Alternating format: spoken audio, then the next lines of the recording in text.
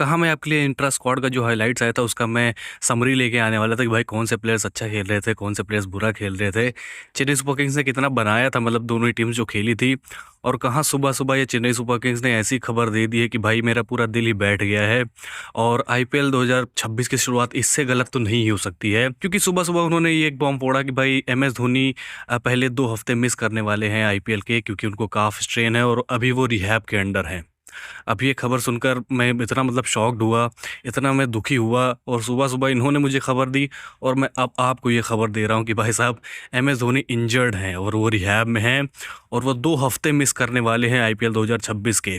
अब आप इसको माने या ना माने, लेकिन ये ऑफ़िशियल हो चुका है। आप जाके कहीं भी किसी भी पेज पे जाके चेक कर सकते हैं चेन्नई सुपर किंग्स के कि भाई एमएस धोनी इंजर्ड हैं और वो मिस करने वाले हैं। कहाँ भाई हम लोग सुन रहे थे कि हर्षा भोगले कह रहे हैं कि भाई पिछले 2-3 सालों में एमएस धोनी इस बार सबसे ज़्यादा फिट दिखाई दे रहे हैं, लंबे-लंबे छक्के लगा रहे हैं और पॉजिटिव फीलिंग्स आ रही थी निकल के।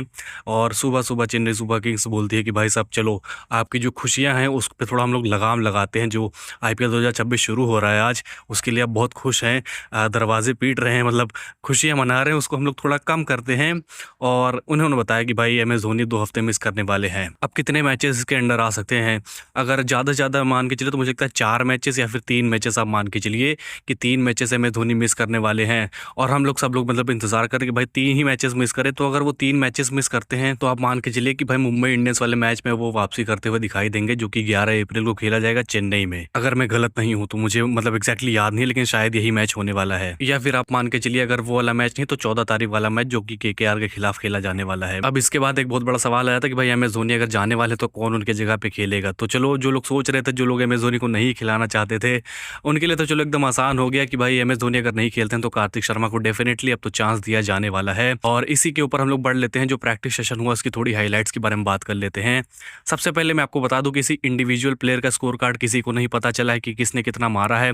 बस हम लोग अनुमान लगा सकते हैं कि किस तरीके से उन्होंने बाउंड्रीज मारी है, उस हिसाब से अनुमान लगा सकते हैं। तो अगर मैं बात करूं तो एक टीम ने बनाए थे 222 रन 20 ओवर्स में, और एक टीम ने ऐसा लगता है उसको 15-16 ओवर्स में चेज कर लिया था, जो कि ऋतुराज, सैमसन, कार्तिक शर्मा वाली जो टीम थी उसने बहुत जल्दी इसको चेज कर लिया था। उसमें आयुष मात्रे भी थे, जहाँ पे कार्तिक शर्मा बहुत ताबड़तोड़ दिखाई दी, और संजू सैमसन और ऋतुराज गायकवाड़ की जोड़ी मुझे लगता है सबसे ज्यादा रन उसी ने बनाए हैं।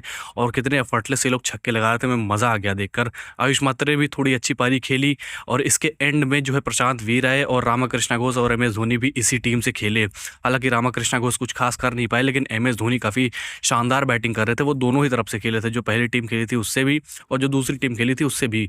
तो मतलब ये काफी शानदार इन लोगों की पारी चली, और लगभग 18 ओवर्स का स्कोर कार्ड दिखाया गया था जहां तक मुझे पता है वीडियो में, और 256 रन इन्होंने 18 ओवर्स में ही बना लिए थे। तो मतलब आप समझ सकते हैं कि भाई किस तरीके की इन लोग ताबड़तोड़ हिटिंग करते हैं। 256 या फिर 246 में एग्जैक्टली याद नहीं, लेकिन दोनों में से कोई एक नंबर था। तो ये लोग बहुत शानदार तरीके से हिटिंग कर रहे हैं। और जैसे कि मैंने बताया कि भाई ऋतुराज गायकवाड़ सैमसन की जोड़ी काफी धूम मचा रही है, और कार्तिक शर्मा को इस फॉर्म में देखकर मुझे और अच्छा फील हो रहा है, क्योंकि एमएस धोनी नहीं खेलने वाले तो उनकी जगह पर कार्तिक शर्मा ही मतलब जो उनकी प्लेस है वो लेने वाले हैं। तो ये एक बहुत बड़ा प्लस पॉइंट है हमारे लिए। वहीं पर अगर हम लोग पहले पारी की बात करें, जिन्होंने 20 ओवर्स में 222 रन बनाए थे, उसमें उर्विल पटेल, सरफराज खान काफी ठीक ठाक खेले थे।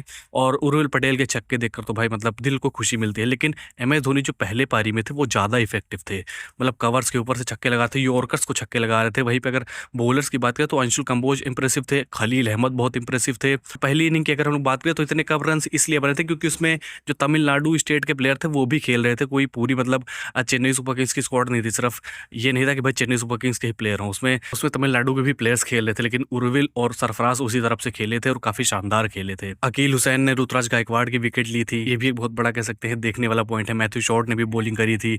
तो ये कुछ कच्चा चिट्ठा है, एग्जैक्टली किसी का स्कोर नहीं पता, लेकिन मैंने आपको टॉप परफॉर्मेंस बता दी है कि भाई सैमसन, ऋतुराज गायकवाड़, कार्तिक शर्मा, एमएस धोनी, ये 4 आप मान के चलिए बहुत ही शानदार खेले हैं। उर्विल पटेल को भी आप जोड़ सकते हैं इसमें। और अगर आपको हाइलाइट्स देखनी तो आप जाके प्लीज टेलीग्राम ज्वाइन करिए, आपको कमेंट और डिस्क्रिप्शन में लिंक मिल जाएगा, कहीं से भी आप ज्वाइन कर सकते हैं। तो चलिए फिर इसी बुरी खबर के साथ हम लोग इस वीडियो को खत्म करते हैं, क्योंकि एमएस धोनी नहीं खेलने वाले 2 हफ्ते। प्लीज सब्सक्राइब करना मत भूलना, और एमएस धोनी की जल्दी रिकवरी करिए, प्लीज लाइक जरूर कर दीजिएगा। तो चलिए फिर मिलते हैं आपसे अगली वीडियो में, तब तक के लिए बाय।